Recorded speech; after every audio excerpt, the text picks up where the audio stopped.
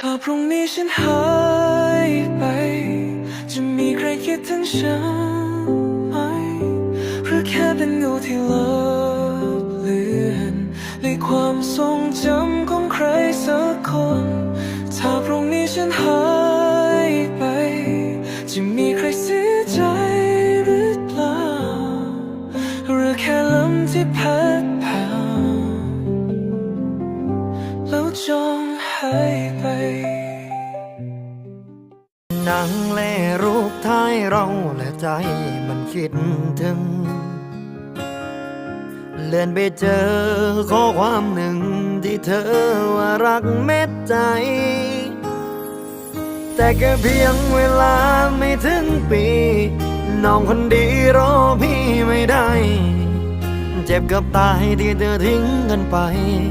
ในวันนั้นอยากจะลืมจะ